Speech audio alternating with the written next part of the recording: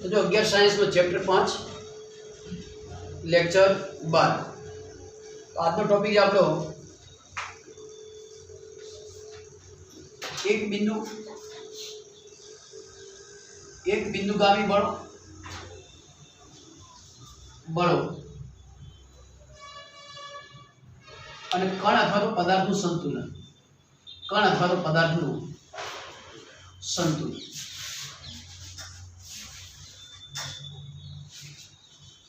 तो पहली व्याख्या आपने एक बिंदुगामी बल तो धारो कोई बल F यहाँ बने एक कण पर लागू बल F सॉरी F1 तो बल जो बळनी जो रेखा है आ रेखा तमे लंबावो ने आगे लंबावो तो पाछळ लंबावो जे लाइन पर बल कार्यरत है एने बळनी कार्यरेखा कहेवाय। ध्यान राखो जे रेखा पर बल कार्यरत है एने बळनी शुं कहेवाय कार्यरेखा।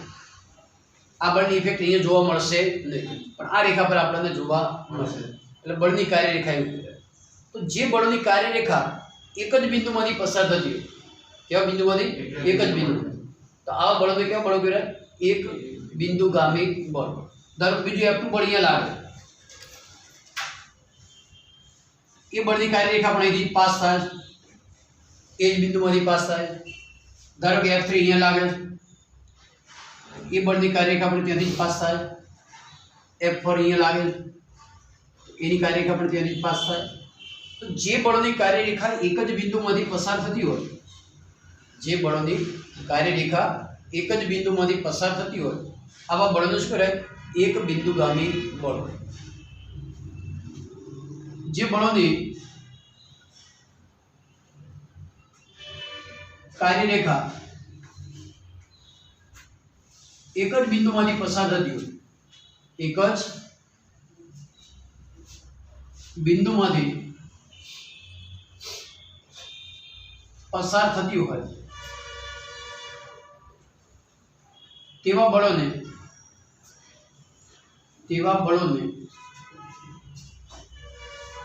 एक बिंदुगामी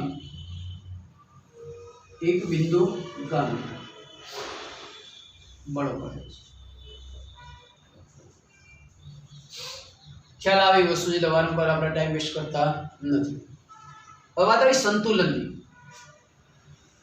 तो संतुलन खास ध्यान राखो गतिशास्त्रमां संतुलन एटले शुं આપણે ગતિશાસ્ત્રનો અભ્યાસ ચાલે તો ગતિશાસ્ત્રમાં સંતુલન એટલે બે પ્રકારની અવસ્થા પદાર્થની સંતુલન અવસ્થા કહેવાય। આપણે શરૂઆતમાં પણ વાત કરી કે કઈ બે અવસ્થાઓ સંતુલન કહેવાય। કાં તો પદાર્થ સ્થિર હોય શોર્ટમાં વેગ કેટલો હોય એનો 0 તો પદાર્થ સંતુલન અવસ્થામાં જે કહેવાય। આવું ક્યારે બને પદાર્થ સ્થિર ક્યારે હોય तेना पर लागू परिणामी बल कितलू होय 0 1000 बल लागवा छतो पदार्थ स्थिर जेनो मतलब नेट फोर्स कितलू થઈ જાય 0। तो एक संतुलन अवस्था एक स्थिर अवस्था અને બીજી संतुलन अवस्थाની અચળ વેગથી ગતિ કરતો પદાર્થ એનો વેગ કેવો હોય અચળ। આ બંને અવસ્થાઓને કેવી અવસ્થા કહેવાય સંતુलन अवस्था। કયા સંદર્ભમાં બળના સંદર્ભમાં એવું કહી શકાય કે પદાર્થનો વેગ અચળ છે તો પણ લાગતું નેટ ફોર્સ કેટલું છે 0। पदार्थ स्थिर अवस्था में तो पण केवे नेट फोर्स कितलू है 0। क्लियर है।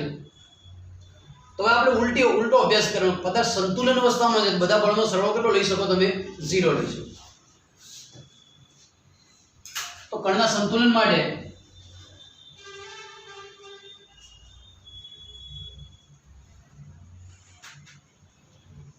આપણે આવી વાત કરીએ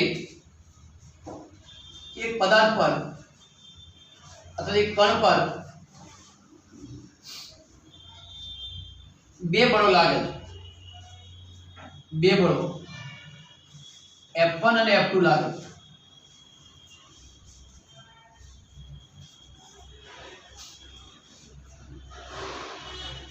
तो कण संतुलन में रहवा माटेनी आवश्यक અને पर्याप्त શરત શું આપે કે બે બળનો સરવાળો 0 થતો હોવો જોઈએ। બે બળનો સરવાળો શું થવો જોઈએ 0। તો કણના સંતુલન માટે कणना संतुलन माटे कुल बल 0 થવું જોઈએ એટલે આપણે સીધું લખી દઈએ F1 + F2 ઇક્વલ ટુ શું થવું જોઈએ 0 થવું જોઈએ f1 બરાબર શું થવું જોઈએ f2 હજુ વાત આગળ વધારો તો f1 બરાબર શું મળે તમને -f2 મળે કેવું મળે -f આનો મતલબ શું થાય કે જો બે બળોની અસેટલ પદાર્થ સંતુલન અવસ્થામાં હોય તો મતલબ એવો થાય કે બે બળના મૂલ્યો સમાન હોવા જોઈએ દિશા પરસ્પર વિરુદ્ધ હોવી જોઈએ માઈનસ નિશાની શું સૂચવે દિશા પરસ્પર વિરુદ્ધ આ દર્શાવે છે કે બે બળોની અસર હેઠળ પદાર્થ ત્યારે જ સંતુલનમાં રહે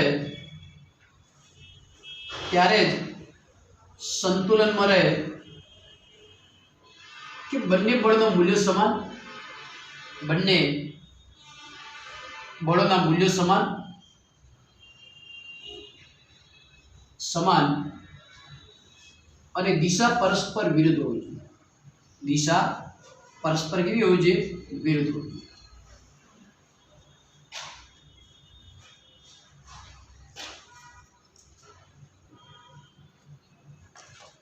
આ શરત આવી બે બળની અસર હેઠળ આની આપણે આકૃતિ દોરવી ધારો કે આ કણ f1 ને f2 ની અસર હેઠળ સ્થિર છે તો ધારો કે f1 આ દિશામાં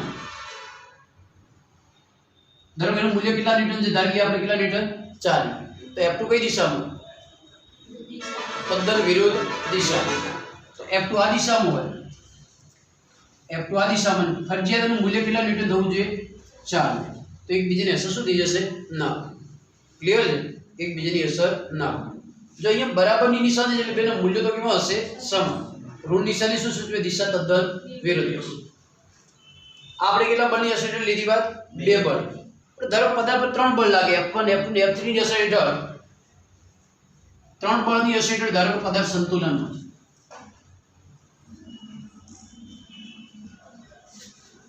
છે પરિસ્થિતિ આવી બનશે કે ત્રણ બળની અસર હેઠળ ત્રણ બળ f1 f2 અને f3 ની અસર હેઠળ સંતુલનમાં હોય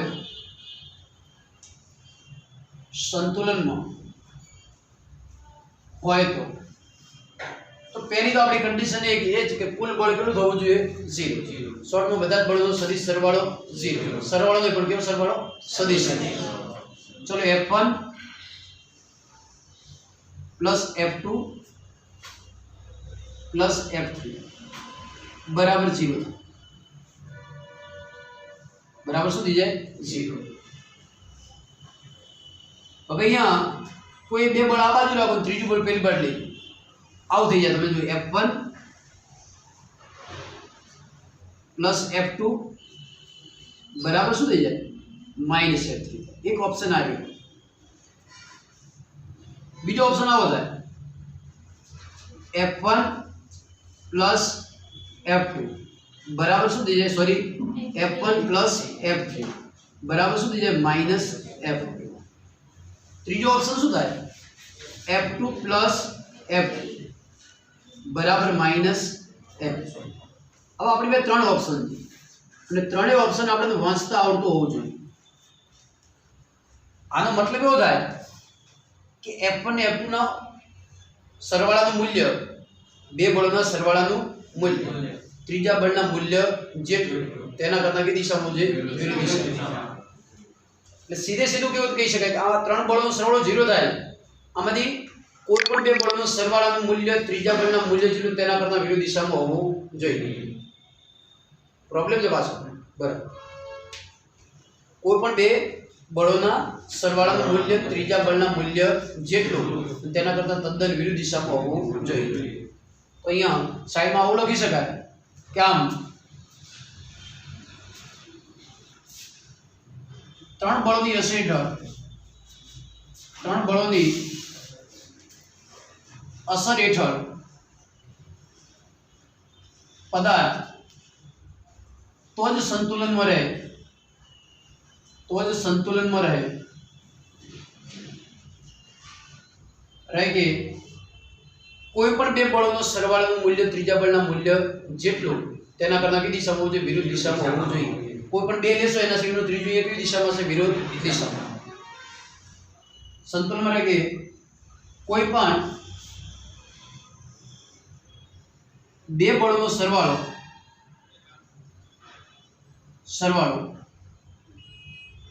ત્રીજા બળ જેટલો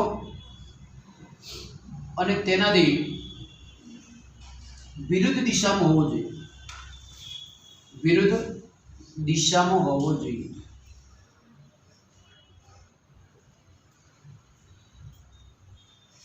આમાં એક એમસીક્યુ તમને પૂછી દઉં. ધારો કે F1 ને F2 નું મૂલ્ય આપણે બેના સરવાળાનું મૂલ્ય ધારો કે 8 ન્યૂટન મળે. કેટલા ન્યૂટન મળે છે? 8 ન્યૂટન. ધારો કે ધન x અક્ષની દિશામાં મળે 8 i ન્યૂટન મળે છે. કેટલું મળે છે? 8 i. તો F3 નું મૂલ્ય કેટલું હશે? તો એટલું જ હશે. તેના કરતા કઈ દિશામાં? વિરુદ્ધ દિશામાં. -8 i હશે. F3 કેટલું હશે? -8 i. તો જ ઇફેક્ટ દૂર થાય, બાકી દૂર થશે નહીં. બસ ત્રણ બળો માટે સંતુલનની આપણે આકૃતિ દર્શાવી. ત્રણ બળો માટે સંતુલનની આકૃતિ દર્શાવી. તો અહીંયા ધારો કે આ પદાર્થ અહીંયા લઈ લો, આ કણ છે તમારો, બરાબર? એ કણ પર F1 આ દિશામાં લાગે, F2 આ દિશામાં લાગે. બે બળ આ રીતે લાગે તો પરિણામી બળ ક્યાં જાય? તો મેં તમને કાલ કીધું હતું કે આપણે પરિણામી સદિશ શોધવાના કેટલા રસ્તા? બે. એક ત્રિકોણનો, બીજો સમાંતર બાજુ ચતુષ્કોણની રીત. જ્યારે આવો કોઈ બી કેસ હોય એટલે સબાચ આપણે પૂર્ણ કરી દેવાનું. પરિણામી બળ ક્યાં જવાનું? તો આ શું પૂર્ણ કર્યું તમે? સમાંતર બાજુ ચતુષ્કોણ. તો પરિણામી બળ અહીંયા જશે. પૂર્ણ F1 અને F2 આ દિશામાં જશે. તો આપણો F1 ને F2 નું પરિણામી બળ અહીંયા મળી ગયું, F1 પ્લસ F2 આ દિશામાં મળ્યું. તો આ સંતુલનમાં છે F3 ક્યાં જાય? એક્ઝેક્ટ આના કરતા તદ્દન કઈ દિશામાં જતું રહેશે? વિરુદ્ધ દિશામાં. તદ્દન વિરુદ્ધ દિશામાં. તો F3 આપણે અહીંયા આવશે. આ F3 આવી ગયું તમારું. તો F3 નું મૂલ્ય કેટલું હશે? F1 ને F2 ના સરવાળાના મૂલ્ય જેટલું, અને તેના કરતા તદ્દન વિરુદ્ધ દિશામાં. ધારો તમે F1 F3 લો તો F2 આવી જશે. શું આવશે? F2 આવશે. કોઈ પણ બેનો સરવાળો ત્રીજાના મૂલ્ય જેટલો, તેના કરતા કઈ દિશામાં હશે? વિરુદ્ધ દિશામાં. તો અને તો જ ત્રણ બળની અસર બધા સંતુલનમાં રહેશે. આ જ સંતુલનની જે શરત છે આપણે ઘટકોના સ્વરૂપે લખવી છે. કયા સ્વરૂપે? ઘટકોના. તો ઘટકોના સ્વરૂપે આ શરત લખવી હોય તો આ રીતે લખાય કે F1 ના ઘટકો આપણે લઈ લઈએ. સદિશ F1 ના ઘટકો ત્રિપરિમાણ મળ્યો તો ત્રણ ઘટકો, x ઘટકો, y ઘટકો અને z ઘટકો, બરાબર? તો F1x થશે, F1x i caret, F1y j caret, F1z k caret. i j કે શું દર્શાવે? દિશા x y અને z. F2 ને ત્રણે ઘટકોમાં ડિવાઈડ કરો તો સેમ એ જ આવશે. F2x i, F2y j અને F2z k. F3 ની વાત કરો તો F3 ના ઘટકો આવશે F3x, ટૂંકમાં એનો x દિશામાંનો ઘટક, એનો y દિશામાંનો ઘટક અને એનો z દિશામાંનો ઘટક F3z. હજુ આપણે શું કર્યું? બળને ઘટક સ્વરૂપમાં દર્શાવ્યા. હવે આની આ જ કન્ડિશન આપણે ઘટક સ્વરૂપમાં લખવી. તો કોઈ પણ સદિશનો પરિણામી સદિશ 0 ક્યારે આવે? તો એના બધા જ ઘટકો શૂન્ય હોય ત્યારે. ક્યારે? ખબર નહીં પડતી. કોઈ પણ સદિશ શૂન્ય ક્યારે બને? F1 શૂન્ય ક્યારે બને? તો તમે એવું ના માનતા કે આ 4 હોય આ બે જઈને -4 થતું જવાબ 0 થાય એવું બનતું હતું નથી. આ ધારો 4 હોય, આ કેટલું હોય? 4. આ -2 હોય, આ -2 તો સરવાળો 0 થાય ખરો? કારણ કે આમાં i છે, આમાં j છે, આમાં શું છે? k. તો સરવાળો 0 થતો નથી. તો હંમેશા કોઈ પણ સદિશ 0 ક્યારે હોય? એનું મૂલ્ય 0 ક્યારે હોય? એના બધા જ ઘટકો 0 હોય ત્યારે. x ઘટક પણ 0 હોય, y ઘટક પણ 0 હોય અને z ઘટક પણ કેવો હોવો જોઈએ? 0. તો જે 0 શક્ય બનશે, બાકી શક્ય બનશે નહીં. તો ઘટક સ્વરૂપે અહીંયા શરત લખવી હોય તો વાત આગળ વધારો અહીંથી સંતુલનની શરત ઘટક સ્વરૂપે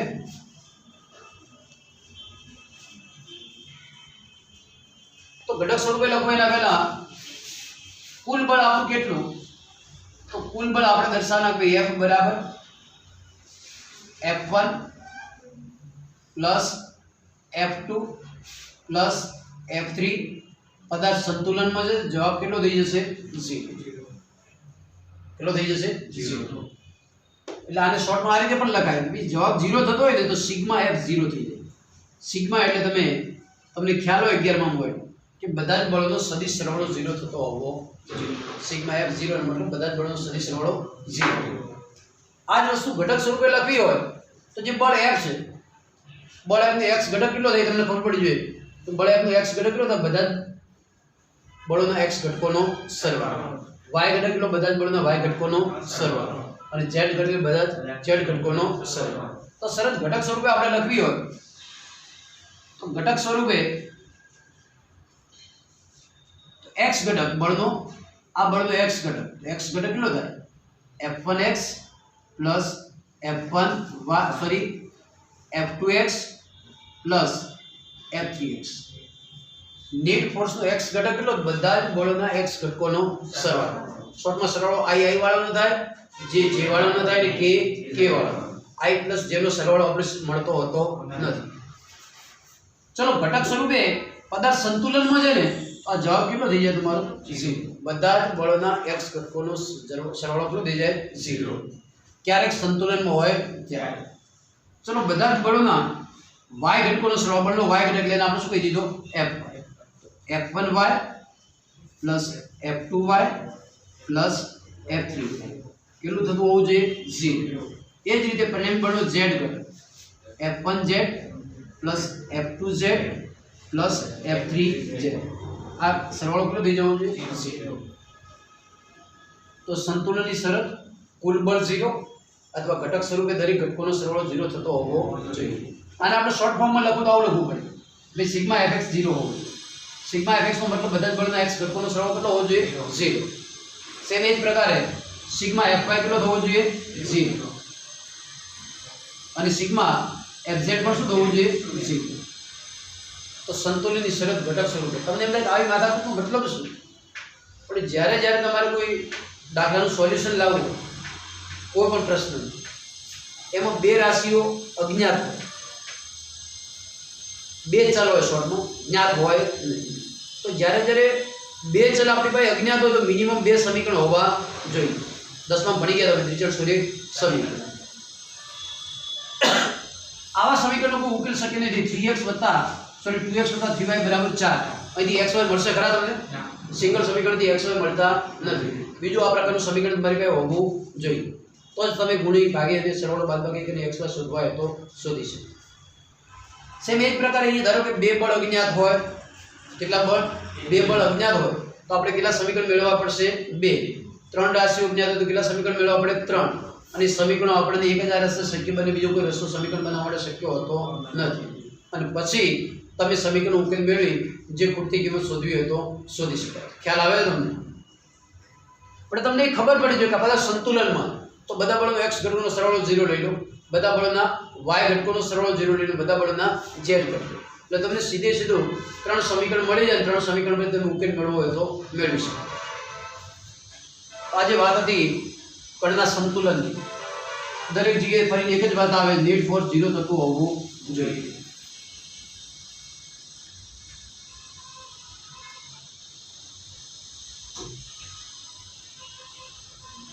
બસ સંતુલન પછી ડાયનેમિક્સમાં પદાર્થની ગતિનો આપણે અભ્યાસ કરવાનો. કાઇનેમેટિક્સમાં તો આ માથાકૂટ બળદવાળી આવતી નથી. પણ ડાયનેમિક્સમાં જ્યારે તમારે પદાર્થની ગતિનો અભ્યાસ કરવાનો હોય ત્યારે બળને ધ્યાનમાં લેવું પડે. અને જનરલી ઘણા બધા બળો અંતરશાસ્ત્રમાં લાગતા હોય પદાર્થ, તો બધા જ બળનો આપણે અભ્યાસ કરવો પડે. કઈ બળ કઈ દિશામાં લાગશે, એનું મૂલ્ય કેટલું છે, બધું નક્કી કરતા આવતું હોવું જોઈએ. ધારો તમે કોઈ દોરી લટકીને હિંચકો જ ખોલ તો દોરીના છેડે કોઈ વસ્તુ લટકાયેલી, એના કારણે દોરીમાં તણાવ બળ ઉદ્ભવશે. તમે લટકી જશો તમારા વજનના કારણે શું ઉદ્ભવશે? તણાવ બળ. तो संयुक्त तंत्रનો તમારે અભ્યાસ કરવો હોય તો આ બધા બળો તમારે ધ્યાનમાં લેવા પડે.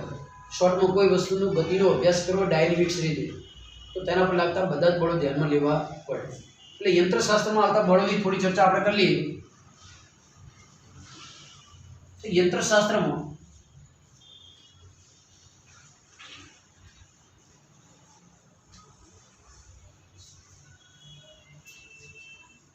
આવતા બળોની આપણે ચર્ચા કરવી. તો જો આ પ્રકારના બધા બળો લાગતા હોય સૌથી વધારે આપણા કોન્ટેક્ટમાં આવશે કોન્ટેક્ટ ફોર્સ મતલબ સંપર્ક બળ આવશે. કયું બળ આવશે? સંપર્ક બળ.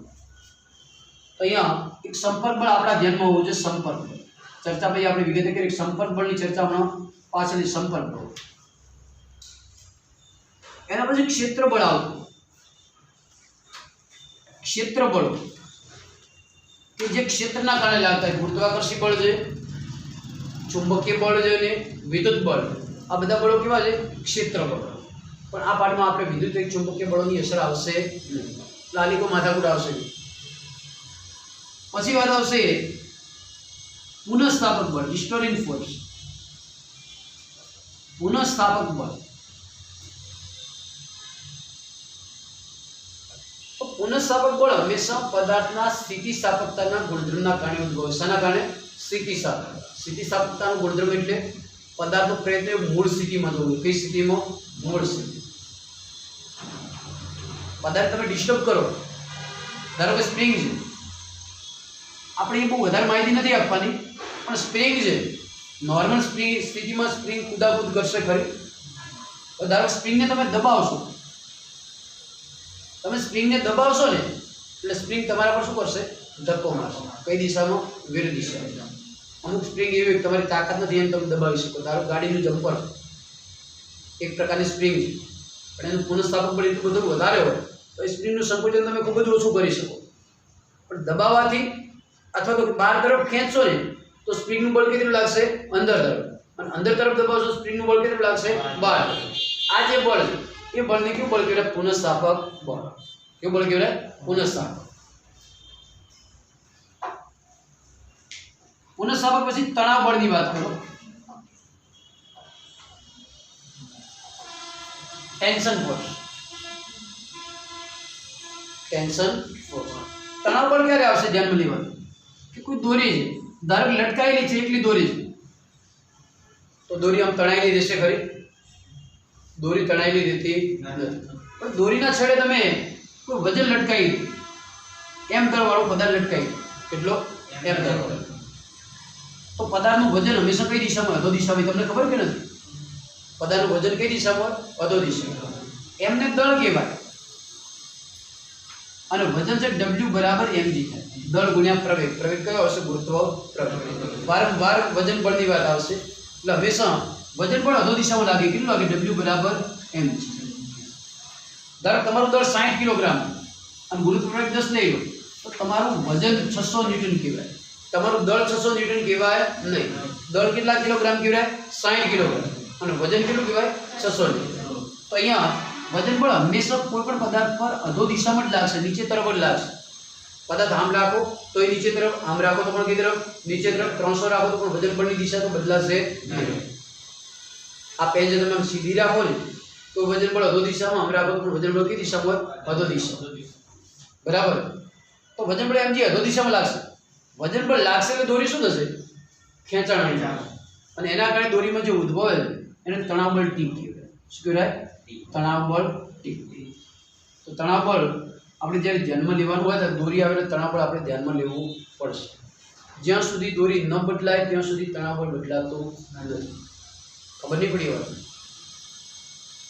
જ્યાં સુધી દોરી ન બદલાય ત્યાં સુધી સમગ્ર દોરીનો તણાવ બળ ચેન્જ થતું હોતું નથી. પણ કન્ડિશન એક જ છે, હલકી દોરી હોવી જોઈએ. કેવી?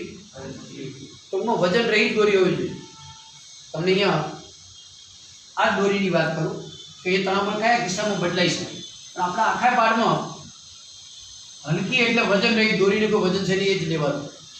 તો તમે અહીંયા વજન લટકાવી દો. ધારો કે 600 ન્યૂટન જેટલું તણાવ વજન બળ છે. કેટલા ન્યૂટન? 600. તો દોરીમાં પણ તણાવ બળ દરેક જગ્યાએ કેટલા ન્યૂટન હશે? 600. કેટલા ન્યૂટન હશે? 600. દરેક જગ્યાએ કેટલું તાણ અનુભવશે? 600 ન્યૂટન. પણ ધારો કે દોરી ખુદ હેવી છે, દોરીનું ખુદનું વજન છે, તો તમે વિચારો કે 600 ન્યૂટન વજન છે તમારું mg, તો આ બિંદુએ કેટલું તણાવ લાગતું છે 600 ન્યૂટન, પણ આ બિંદુએ 600 ન્યૂટન લાગશે કે એના કરતાં વધારે લાગશે? એના કરતાં કેવું લાગશે? વધારે, કારણ કે આ દોરીનું જે વજન છે એ ફરી પાછું આમાં એડ થઈ જશે. તો સૌથી વધારે તણાવ બળ ક્યાં છે? ઉપરના ભાગે છે. ક્યાં હશે? ઉપરના ભાગે. પાછું કયા કિસ્સામાં? જ્યારે દોરી ખુદને પોતાનું વજન હશે ત્યારે. પણ આપણે અહીંયા ગતિના નિયમોમાં હલકી દોરી જ વાપરવાની, એટલે દોરીની અંદર લગભગ ધ્યાનમાં લેવાનો કોઈ કિસ્સો આવશે નહીં. ખબર પડી તમને તણાવ બળના કિસ્સો? તમે કોઈ એક જ દોરી હોય તણાવ બળ નથી બદલાતું, એવું ક્યારે બને? આપણે એક જ જગ્યાએ લટકાવવાનું જરૂરી નથી. ધારો કોઈ ગરગડી, ગરગડીની આ બાજુ એક પદાર્થ લટકાવ્યું, એ જ દોરી વડે ગરગડીની આ બાજુ બીજો પદાર્થ લટકાવ્યો. જો અગત્યના કેસ બધા, જેટલું બેઝિક ક્લિયર હશે એટલી વધારે મજા આવશે. આ બાજુ લટકાયેલા પદાર્થનું વજન 500 ન્યૂટન છે. હું દળ નથી બોલતો, શું બોલું છું? વજન. mg સીધું બોલું છું. કેટલા ન્યૂટન છે? 500. અને આ બાજુ લટકાયેલા પદાર્થનું વજન ધારો કે 200 ન્યૂટન છે. કેટલા ન્યૂટન છે? 200. સ્વાભાવિક આ નીચે આવવાનું, ક્યાં જવાનું? ઉપર જવાનું. પણ દોરીમાં તણાવ બળ હશે ને હશે. તો અહીંયા જે તણાવ બળ હશે ને એ જ તણાવ બળ આ બાજુ હશે. યાદ રાખજો. પછી કેલ્ક્યુલેશનમાં તમને ખબર નહીં પડે. દોરી જ્યાં સુધી ચેન્જ નથી થઈ ત્યાં સુધી તણાવ બળ ચેન્જ થતો નથી. આ એક જ દોરી છે ને અગર તમારી, તો એ તણાવ બળ ચેન્જ થશે નહીં. ખ્યાલ આવ્યો તમને? તણાવ બળ બે ભાગમાં કેવું રહેશે? સમાન. આવશે કે તમને ખબર પડશે. અમુક કિસ્સા એવા હોય કે અમુક જગ્યાએ ચેન્જ થતો 2-3 કરતાં વધારે પોલીઓ હોય ને, 2-3 કરતાં વધારે પોલીઓ હોય તો એવા કિસ્સામાં તણાવ બળ ચેન્જ થશે. ચલો, તણાવ બળની વાત પતી. સંપર્ક બળો, ક્ષેત્ર બળો, પુનઃસ્થાપક બળ અને તણાવ બળ. હવે જે સંપર્ક બળો જે છે એની ખાસ ચર્ચા. ક્ષેત્ર બળો આપણે આખા પાઠમાં ક્ષેત્ર બળ કોઈ જગ્યાએ આપણે ઇફેક્ટ કરશે નહીં. પુનઃસ્થાપક બળ એ સ્પ્રિંગનો કેસ આવશે તો શું આવશે? પુનઃસ્થાપક બળ. તણાવ બળ ક્યારે આવશે? દોરી આવશે ત્યારે. જનરલી પુનઃસ્થાપક બળ અને તણાવ બળ જે છે મોટે ભાગે વિદ્યુત ચુંબકીય બળોની પરિણામી અસર છે. કેવા બળોની? વિદ્યુત ચુંબકીય. એ કોઈ માથાકૂટ હાલ આપણે રાખવાની જરૂર નથી. હવે સંપર્ક બળની ચર્ચા કરું તો સંપર્ક બળો જ્યારે બે સપાટી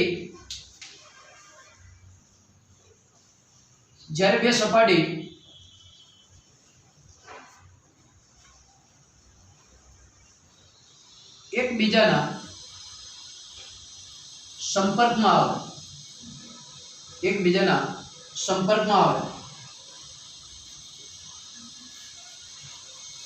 આવે ત્યારે સંપર્ક બળ લાગે.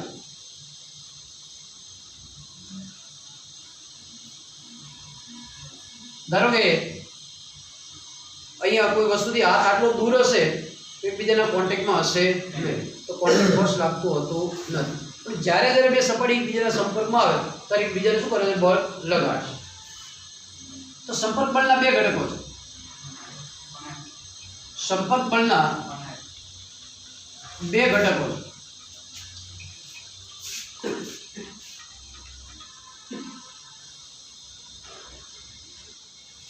બે ઘટકોમાં ઘટક એક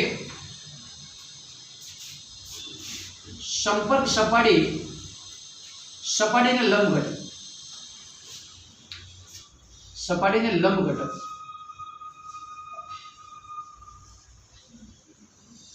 એને લંબ બળ કહેવાય. કેવું બળ કહેવાય છે? લંબ બળ. એની સંજ્ઞા હંમેશા n વડે દર્શાવશું. જ્યારે બે સપાટી સંપર્કમાં આવે એટલે એક બળ લંબ રૂપે લાગતું હોય. ધારો કે તમે બોર્ડ પર હાથ વડે બળ એપ્લાય કરશો, બળ તમે લગાડશો, તો જેટલું બળ હાથ સપાટી પર લગાડે એટલા જ મૂલ્યનું અને એક્ઝેક્ટ લંબ દિશામાં, કઈ દિશામાં?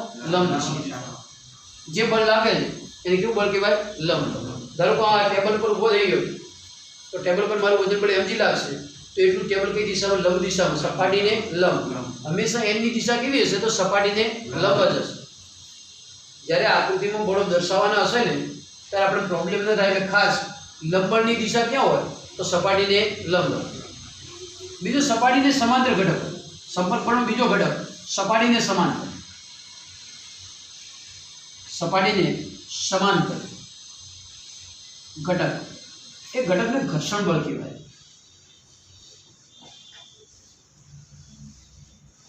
સ્મોલ એફ વડે દર્શાવવાનો, શાના વડે? Small F. તો સંપર્ક બળ એટલે જ્યારે જ્યારે બે સપાટીઓ એકબીજાના સંપર્કમાં આવે ત્યારે ઉદ્ભવતા બળને કેવું બળ કહેવાય? સંપર્ક બળ. સંપર્ક બળના કેટલા ઘટકો? બે.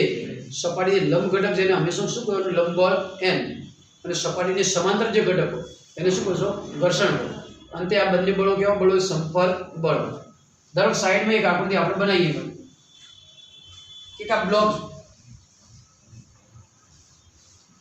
એક સપાટી પર રાખેલો, और संपर्क बल क्या क्या उद्भव से बात करो तो ब्लॉक सपाटी पर शू लगाड़शे? वजन बल एम छे. हमेशा वजन बळनी दिशा कई तरफ? अधो दिशा. कई तरफ? नीचेनी दिशा. एम जेटલું બળ લાગશે તો સપાટી એટલા જ મૂલ્યનું બળ તેના કરતા કઈ દિશામાં?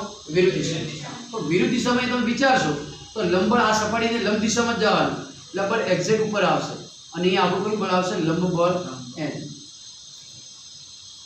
શું હશે? લંબ બળ n. હવે આ ઘર્ષણ બળની, તો ઘર્ષણ બળ આપમેળે કદાપી ઉદ્ભવતું હોતું નથી. ક્યારે? આપમેળે. ધારો કે અહીંયા કોઈ વસ્તુ ટેબલ પર આપણે રાખી દીધી તો વસ્તુ ઘસાશે ખરી? સ્થિર હશે તો ઘસાશે ખરી? કદાપી ઘસાતી નથી. એટલે એક વસ્તુ યાદ રાખો, ઘર્ષણ બળ આપમેળે કદાપી ઉદ્ભવતું નથી. આ વસ્તુને તમે સ્લાઇડ ધક્કો મારશો, શું કરશો? ધક્કો મારશો અથવા એની ગતિમાં લાવવાનો શું કરશો? પ્રયત્ન. ત્યારે ઘર્ષણ બળ લાગશે. ક્યાં લાગશે? સપાટી પર લાગશે. ક્યાં લાગશે? સપાટી પર. તો જો ધારો કે તમે ધક્કો મારશો ને બળ F થી તો ઘર્ષણ બળ હાજર થઈ જશે. ઘર્ષણ બળ હાજર થઈ જશે. કઈ દિશામાં? તમારી અપેક્ષિત ગતિ કરતા વિરુદ્ધ દિશામાં. અને હંમેશા સપાટીને કેવું હોય? સમાન.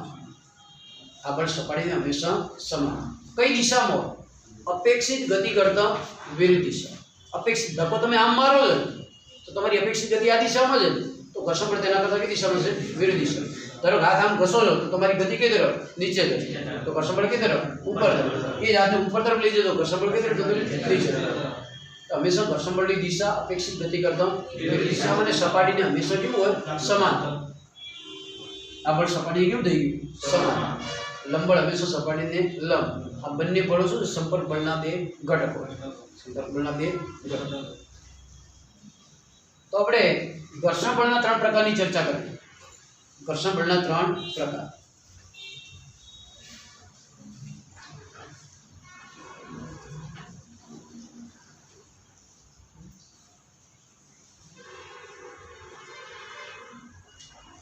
તો ઘર્ષણ બળ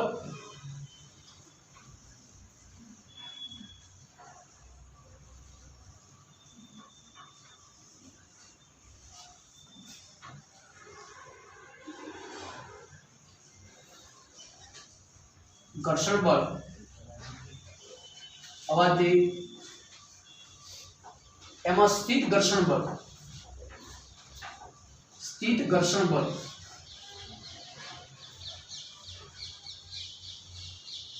અને મહત્તમ સ્થિત ઘર્ષણ બળ. મહત્તમ સ્થિત ઘર્ષણ બળ.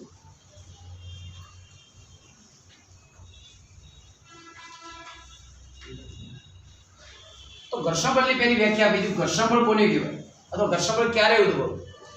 તો જ્યારે બે સપાટી એકબીજાની સાપેક્ષ ગતિ કરવાનો પ્રયત્ન કરે. બે સપાટી વચ્ચે જ્યારે સાપેક્ષ ગતિ થાય, કેવી ગતિ થાય? સાપેક્ષ.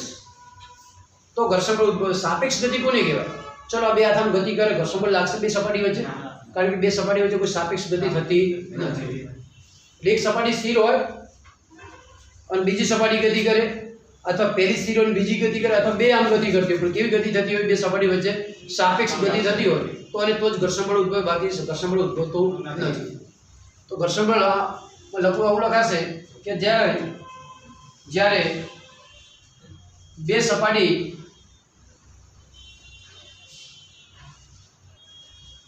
વચ્ચે સાપેક્ષ ગતિ થાય ત્યારે, સાપેક્ષ ગતિ થાય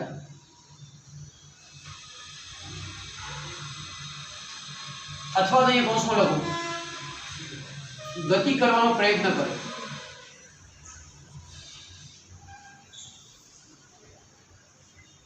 गति करवानो शुं करे प्रयत्न, तो सापेक्ष गति हो अथवा तो गति करवानो शुं करे प्रयत्न, त्यारे तेने अवरुद्ध जे बल उद्भवे तेने एटले के गति ने अवरुद्ध जे बल उद्भवे, अवरुद्ध जे बल उद्भवे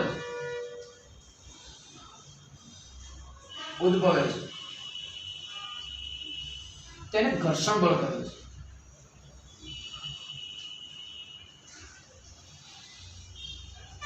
तेने शुं कहे छे घर्षण बल। घर्षण बल નું મેઇન કારણ શું છે? આણ્વિક સ્તરીય સપાટીનું ખરબચડાપણું। ઘર્ષણ બળ ઉદ્ભવવા કારણનું કારણ શું છે? તો આણ્વિક સ્તરે સપાટીનું ખરબચડાપણું। આ બોર્ડની સપાટી એટલી લીસી દેખાય પણ આણ્વિક સ્તર એટલે અણુનો તમે વિચાર કરો તો કોઈ અણુ બહાર આવી ગયો છે, કોઈ અણુ ક્યાં જતો રહેશે? અંદર જતો। આ સપાટી 100% લીસી હોતી નથી।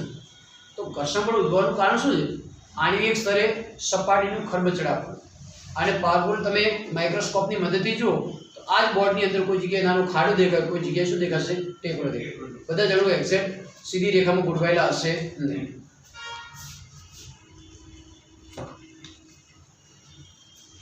તો એ ઘર્ષણ બળનું ઉદ્ગમ કોને કહેવાય?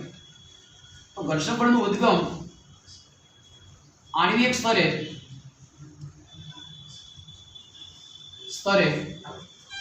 સપાટીનું